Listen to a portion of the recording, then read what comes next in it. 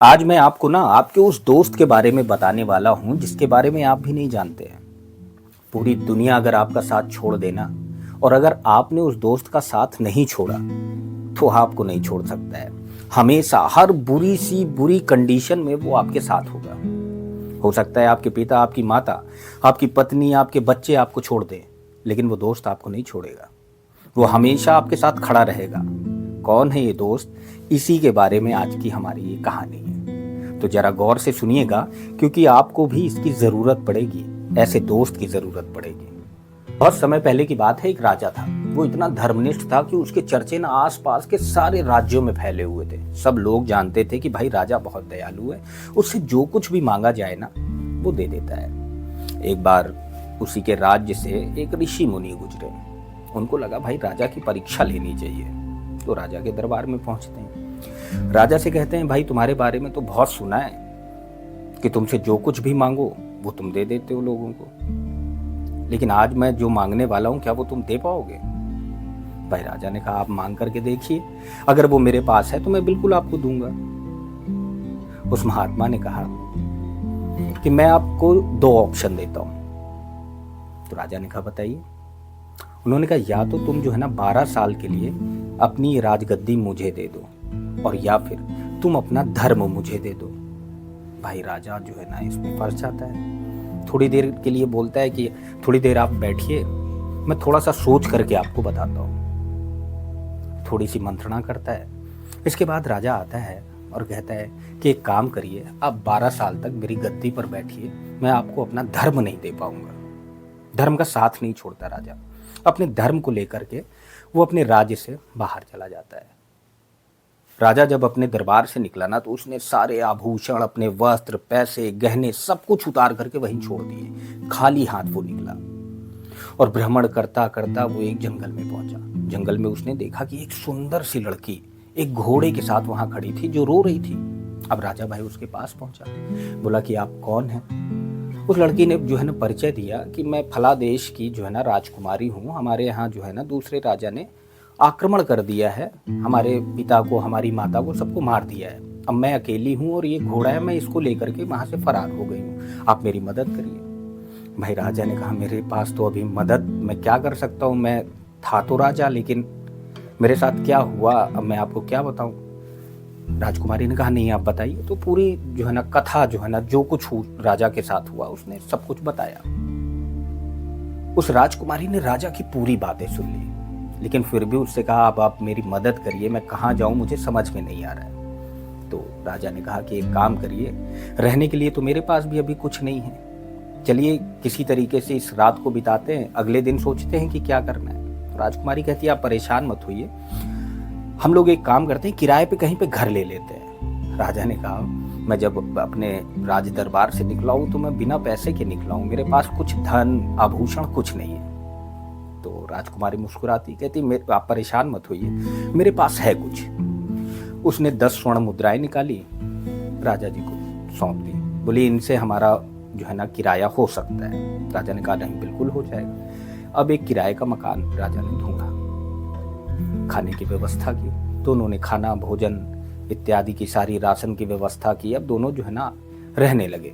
अब राजा काम पे जाता, काम से वापस लौटता, और दोनों लोग जो है ना वहीं पे रहना उन्होंने शुरू कर दिया। अब एक दिन रानी ने, उस राजकुमारी ने राजा जी से कहा कि आप एक काम क्यों नहीं करते हैं, आप यहाँ पास में जो राजा हैं उनके दरबार में जाना शुरू करिए, आपका थोड़ा सा वक्त भी गुजरेगा, और आप एक राजा हैं तो आपको जो है ना ऐसे दरबार में जाते रहना चाहिए। राजा ने कहा अरे भाई वहां जाऊंगा, कोई पूछेगा क्या बताऊंगा? बोले कोई नहीं पूछेगा, आप जा करके चुपचाप बैठ करके सुना करिएगा। राजा कहता है ठीक है भाई ऐसा कर लेता हूँ। अब उसने एक राजा के यहाँ पे जाना शुरू कर दिया। भाई वहां बहुत सारे मंत्री थे, किसी ने ध्यान नहीं दिया, किसी को लगा कि फलाने का रिश्तेदार होगा या किसी का होगा। कई दिन ऐसे ही बीत गए। इसके बाद एक की नजर पड़ी तो उसने भाई पूछ लिया कि आप कौन है, आपका परिचय। भाई उसने फिर अपना पूरा परिचय दिया कि मैं ऐसा राजा था, और एक सन्यासी ने जो है ना मुझसे कुछ मांगा तो मैंने अपना पूरा राजपाट उसे 12 साल के लिए सौंप दिया। भाई वो राजा बड़ा प्रसन्न हुआ। उसने कहा अपने धर्म के लिए इसने इतना सब कुछ छोड़ दिया, धर्म नहीं दिया, अपना राजपाट दे दिया, भाई उसने अपने बगल में गद्दी लगवाई। बोला आज से ये भी जो है ना मेरा मित्र है और ये मेरे साथ ही रहेगा अब यहाँ पे। अब राजा खुशी खुशी जो है ना राजकुमारी के पास पहुंचा, उसको बताया कि भाई आज राजा जी ने जो है ना अपने बगल में मुझे गद्दी लगवा दी है, अब मैं वहीं पे रोज जाया करूँगा। ऐसे ही दिन और बीतते गए। अब एक दिन राजकुमारी ने कहा कि अब आप जाइए और पूरे राजमहल में राजा जी को, उनके मंत्रियों को और उनके पूरे राज्य को जो है ना न्योता दे आइए भोजन का। राजा मुस्कुराया, बोले हमारे खाने के तो अभी लाले पड़ रहे हैं, मैं उन्हें न्योता कैसे दे दूं, हमारे पास तो इतनी जो है ना संसाधन भी उपलब्ध नहीं है। उन्होंने कहा आप जाइए तो बोल करके तो आइए, बाकी मेरे ऊपर छोड़ दीजिएगा। भाई राजा गया दरबार में, उसने बोला तो राजा जो वहाँ दूसरा राजा था उसने कहा कि भाई कैसे कर पाओगे, तुम्हारे पास जो है ना इतने लोगों को बैठाने और खिलाने की व्यवस्था है। उसने कहा अरे आप सब छोड़ दीजिए, आप बस जो है ना अगले दिन मेरे पास आ जाइए सारे लोग, और आप सबका निमंत्रण है। अब राजा निमंत्रण दे करके राजकुमारी के पास आ गया। सुबह हुई। अब सुबह राजकुमारी से राजा ने कहा कि यार मुझे तुमने परेशान करवा दिया, अब सारे लोग आएंगे, अपने पास जो ना बैठाने की व्यवस्था है ना खाने की व्यवस्था है, ऐसा क्यों किया तुमने। बोली परेशान मत होइए, अब मेरे साथ चलिए, मैं जहाँ पे आपको मिली थी ना वहाँ चल के देखिए। तो भाई राजा उसी स्थान पे गया जहाँ राजकुमारी से उसकी भेंट हुई थी उस घोड़े के साथ।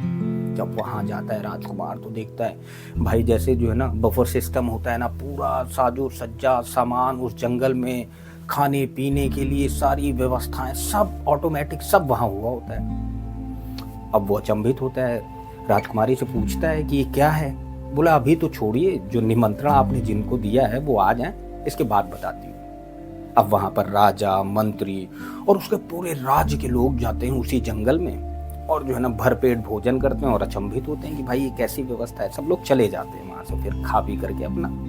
इसके बाद राजा राजकुमारी से बोलता है कि अच्छा अब तो बता दो ये तुमने कैसे किया, तुम कौन हो। तो बोला ये छोड़िए, पहले तो एक काम करिए, कितना साल हो गया आपको यहाँ पे रहते हुए, मेरे साथ रहते हुए। बोला कि 12 साल होने वाले, 2 दिन बाकी। तो बस बोले 2 दिन और आपको काटने हैं, 2 दिन बाद अपने राज दरबार में लौट जाइएगा, आपके तो 12 साल पूरे होने वाले हैं, जा करके अपना राजपाट संभालिए। अब ऐसे ही 2 दिन निकल जाते हैं। अब राजा जब जाने लगता है तो राजकुमारी से कहता है कि मैं आपको छोड़ के नहीं जा सकता हूँ, आपको भी मेरे साथ चलना होगा। तो राजकुमारी कहती मैं आपकी पत्नी तो नहीं हूँ, ना हम 12 साल पति पत्नी के रूप में रहे, हम एक साथी के रूप में रहे हैं, मैं आपके साथ जा नहीं सकती। तो राजा ने कहा मैं आपको ऐसे छोड़ नहीं सकता, आपको चलना होगा। आप कैसे रहेंगे यहाँ पर, अब मेरे पास राजपाट है, आप चलिए वहीं पे रहिएगा, आप मेरी साथी बन करके रहिएगा।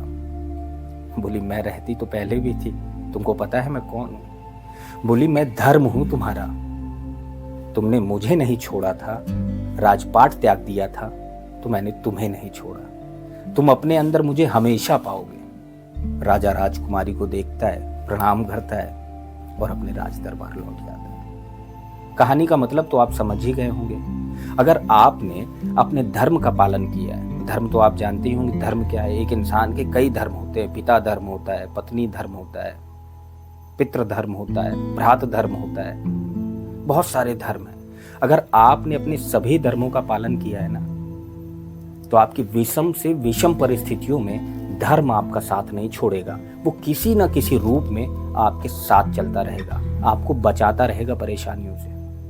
फिलहाल आज की कहानी में इतना ही।